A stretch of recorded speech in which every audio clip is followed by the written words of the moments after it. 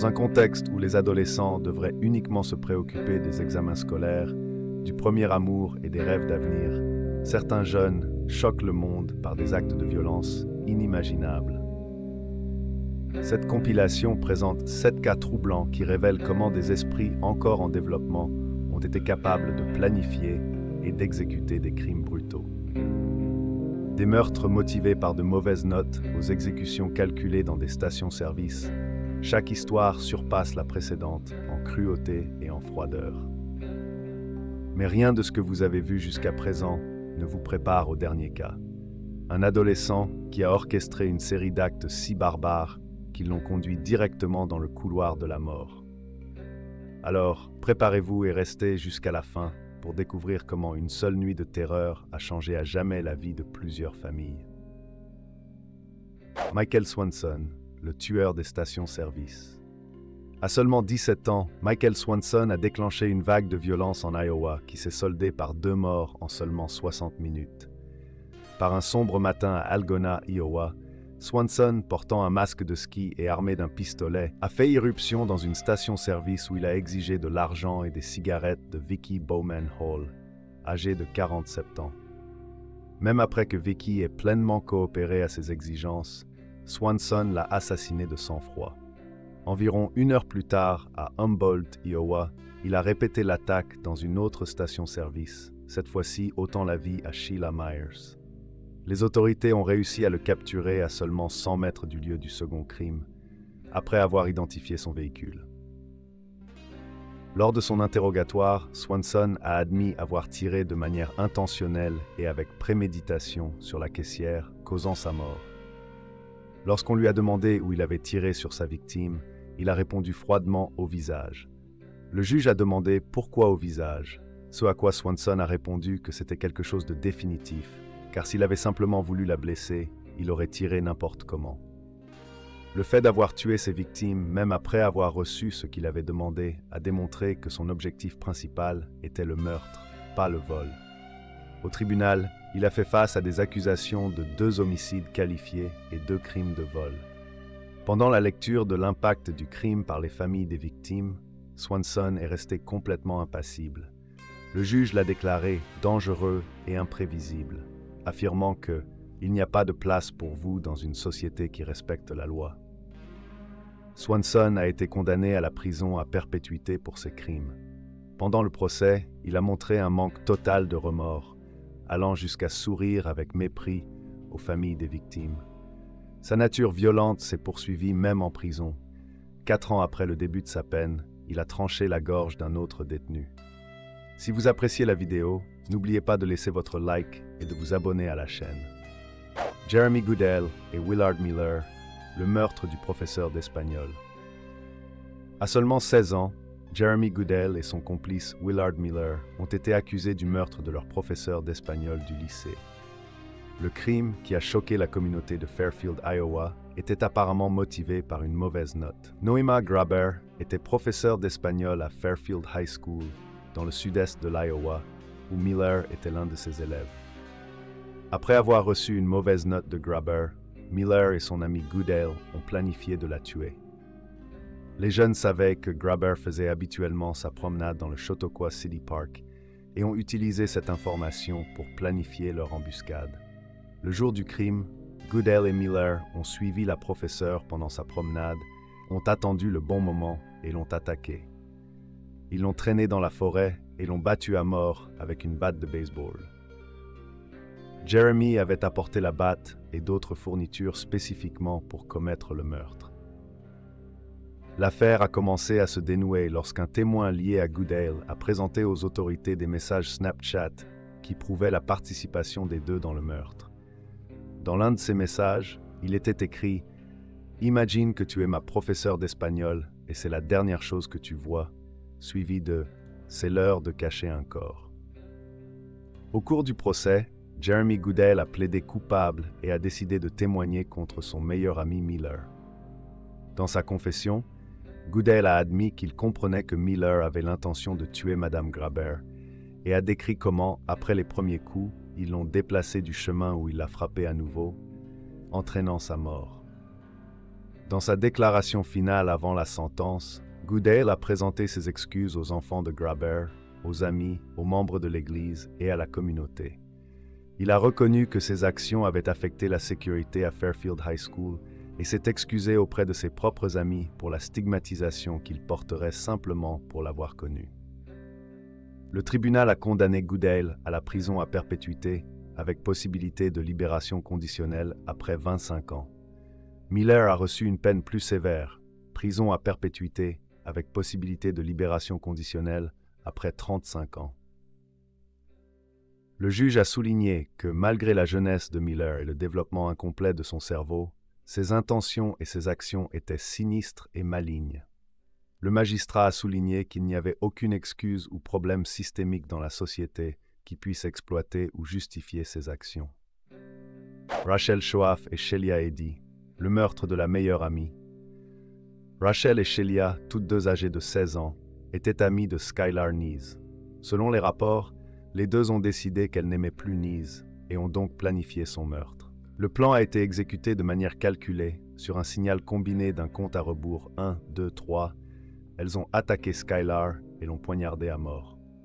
Skylar a tenté de fuir, mais est tombée pendant sa tentative.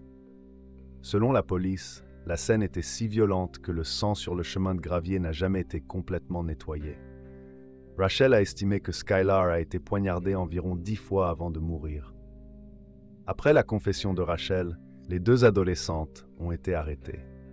Rachel a accepté de plaider coupable d'homicide au second degré en échange de sa coopération dans l'affaire. Lors de son témoignage au tribunal, Rachel a fait des excuses émotionnelles. « Je suis désolé, et je ne sais pas s'il existe une manière adéquate de présenter ces excuses, car il n'y a même pas de mots pour décrire la culpabilité et le remords que je ressens chaque jour pour ce que j'ai fait. La personne qui a fait cela n'était pas la vraie moi, pas la personne que je suis, pas ce dont je suis faite, ni ce en quoi je crois. Je pense que je n'ai jamais imaginé que ça arriverait réellement. J'ai eu peur et je me suis impliqué dans quelque chose que je ne voulais pas faire. Je n'ai jamais réalisé la gravité de mes actes et combien de personnes j'ai blessées. J'ai blessé la famille Neese et tous ceux qui aimaient Skylar. J'ai blessé mes parents et j'ai fait honte à ma famille. J'ai aussi blessé ma famille élargie. Après avoir obtenu un accord judiciaire, Rachel a été condamnée à 30 ans de prison à la prison d'État de Virginie-Occidentale, avec possibilité de libération conditionnelle après 10 ans. Shelia a reçu une peine plus sévère. Elle a été condamnée à la prison à perpétuité à la prison d'État de Virginie-Occidentale, avec possibilité de libération conditionnelle après 15 ans. Le juge a précisé que, conformément aux exigences de la Constitution des États-Unis, cette sentence était techniquement avec clémence, ce qui la rendait éligible à la libération conditionnelle. Gavon Ramsey, le tueur qui a filmé sa victime. En 2018, Gavon Ramsey a commis l'un des crimes les plus choquants et perturbants de la chronique des crimes brutaux. Il a envahi la maison de Margaret Douglas, une femme âgée, démontrant un niveau de cruauté qui défie la compréhension humaine. Avant d'ôter la vie à Margaret, Ramsey l'a filmée pendant qu'elle dormait, capturant sa vulnérabilité en vidéo. Après l'homicide, sa brutalité est allée plus loin. Il a dénudé et abusé sexuellement du corps de la victime pendant plus de 2 heures, enregistrant ses actions dans une série de photos et vidéos, positionnant le corps de différentes manières. Pour cacher son crime, Ramsey a caché le corps de Margaret dans une armoire, le recouvrant d'un aspirateur et de vêtements. Pendant toute l'attaque, il a démontré de la froideur et de la planification. Il a traqué la victime, l'a assassinée, filmé, abusé, dénudé, caché le corps et a encore eu le temps de chercher et fouiller la maison à la recherche du portefeuille, toujours en restant attentif au temps. La défense de Gavon a présenté une argumentation complexe, relatant que le jeune homme avait passé toute son adolescence sous traitement au Zoloft, un antidépresseur, en raison des traumatismes résultant d'abus durant l'enfance. La mère de Gavin a corroboré cette allégation dans son témoignage. Durant l'enquête, les enquêteurs ont trouvé un carnet de mémoire parmi les effets personnels de Gavin. Ce carnet a révélé un aspect inquiétant de sa psyché, présentant des biographies de tueurs en série, des fantasmes violents impliquant viol, étranglement et homicide, ainsi que des plans minutieux pour commettre des crimes. Au tribunal, malgré son manque d'expression émotionnelle, Ramsey a fait de brèves excuses. « Je m'excuse pour ce que j'ai fait. Je suis complètement désolé pour ce que j'ai fait. » Après cela, il a reçu une peine de prison à perpétuité. Nicholas Cruz, le pire massacre scolaire de lycée aux États-Unis. Nicholas Cruz a perpétré la fusillade la plus meurtrière dans un lycée de l'histoire des États-Unis. Son historique incluait divers défis psychologiques, notamment le trouble du déficit de l'attention avec hyperactivité AH et le trouble oppositionnel avec provocation. Au cours de 3 ans, Cruz a changé d'école 6 fois et a été expulsé de Marjory Stoneman Douglas High School en 2017 en raison de problèmes disciplinaires. Malgré les recommandations des psychiatres pour son admission involontaire dans un centre de traitement résidentiel, cette intervention n'a jamais eu lieu. En février 2017, Cruz a acheté un fusil de style AR-15, en plus de posséder déjà d'autres armes.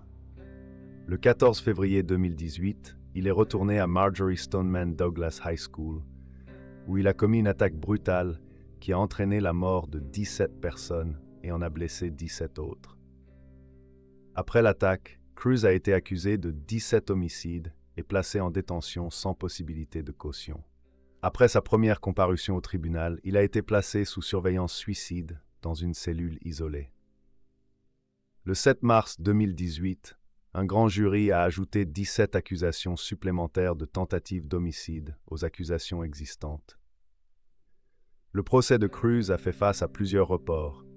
Initialement prévu pour le 27 janvier 2020, il a été reporté jusqu'au milieu de l'année et a subi de nouveaux retards en raison de la pandémie de COVID-19. Le procès a finalement commencé le 18 juillet 2022, présidé par la juge Elizabeth Scherer. Pendant le procès, une vidéo de l'entretien de Cruz avec le Dr Scott a été diffusée, où il n'a montré aucun remords et a plutôt affirmé avoir eu pitié de 2 de ses victimes, Cara Loughran et Maddie Pollock. Cruz a déclaré avoir arrêté l'attaque parce qu'il ne pouvait plus localiser d'autres victimes. Le Dr Charles Scott, spécialiste en psychiatrie légale, a diagnostiqué Cruz avec trouble de la personnalité antisociale, sociopathie, trouble de la personnalité borderline, antécédent de troubles des conduites, simulation de maladie. Le 20 octobre 2022, Cruz a plaidé coupable pour toutes les accusations, y compris meurtre et tentative de meurtre. Le 2 novembre 2022, il a été condamné à 34 peines de prison à perpétuité consécutive, sans possibilité de libération conditionnelle, conformément aux recommandations du jury et aux lois de la Floride. La sentence a suscité le mécontentement parmi certains parents des victimes, qui espéraient que Cruz recevrait la peine de mort. Au tribunal, Cruz a fait une déclaration. « Je suis désolé pour ce que j'ai fait.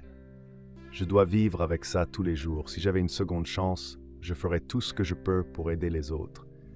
J'essaye de faire ça pour vous, et peu m'importe si vous ne me croyez pas. Je vous aime, et je sais que vous ne le croyez pas, mais vivre avec ça est très difficile. Ça me donne des cauchemars, et parfois je ne peux même pas me supporter moi-même. Mais j'essaie d'avancer parce que je sais que c'est ce que vous attendez de moi. » Torres, Nicholas Evans et Miller. L'embuscade fatale. Dans une série d'événements tragiques dans le sud-ouest de la Géorgie, 3 jeunes se sont impliqués dans un crime violent qui s'est soldé par une mort.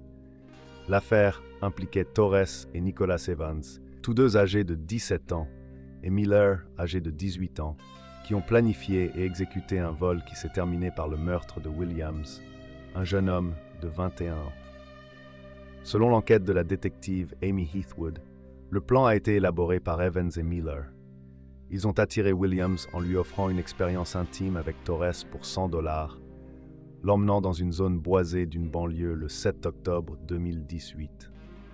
À son arrivée sur les lieux, Williams a été victime d'une embuscade violente. Evans l'a confronté avec une arme pendant que Miller l'attaquait à la tête avec une batte. Durant la lutte qui a suivi, Williams a tenté de se défendre, mais a été grièvement blessé au cou. Miller et Evans l'ont alors abandonné, le laissant saigner sur un sentier. Dans le développement de l'affaire au tribunal, Torres a montré de la surprise en entendant les accusations portées contre lui. Initialement, les trois ont été accusés de vol à main armée, Evans et Miller recevant des accusations supplémentaires de vol à main armée et d'agression aggravée. Cependant, après la découverte de nouvelles preuves, la police a étendu les accusations pour inclure l'homicide qualifié contre les trois. Même Torres, qui a subi une blessure par balle pendant l'incident, a vu ses accusations aggravées avec les autres impliqués. Dexter Johnson, le crime qui l'a conduit au couloir de la mort. Lors d'une audience à Houston, Dexter Johnson, âgé de 19 ans, a perdu le contrôle émotionnel en étant condamné à mort par le jury du comté de Harris. Furieux de la sentence, il a renversé des chaises jusqu'à ce qu'il soit maîtrisé par environ une douzaine d'agents de sécurité du tribunal. La condamnation de Johnson est survenue pour un double meurtre dans le comté de Harris, Texas, en 2007. Les homicides ont eu lieu en 2006, lorsque Johnson avait 18 ans. Lui et 4 autres adolescents ont kidnappé Maria Aparez et ont fait irruption dans la résidence de son compagnon. Après avoir volé le couple, ils les ont forcés à monter sur la banquette arrière de la voiture et les ont emmenés faire un tour. Johnson a alors violé Maria Aparez avant de, avec un autre jeune, tuer les deux. Bien qu'il ait été condamné à mort, l'exécution de Johnson a été reportée à plusieurs reprises. Il affirme avoir une déficience intellectuelle, ce qui l'exclurait de la peine capitale.